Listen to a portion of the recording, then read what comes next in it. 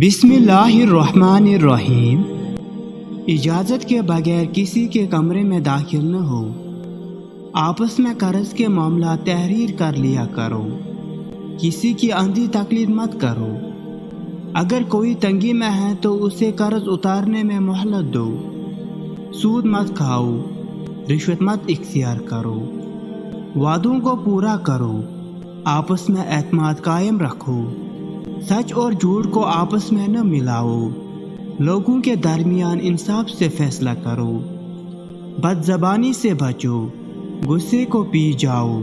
دوسروں کے ساتھ بھلائی کرو۔ لوگوں سے نرمی سے بات کرو۔ اپنی آواز پست رکھو۔ دوسروں کا مذاق نہ اڑاؤ۔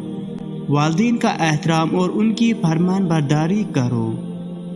اللہ تعالی ہمیں ان سب باتوں پر عمل کرنے کی توفیق عطا فرمائے۔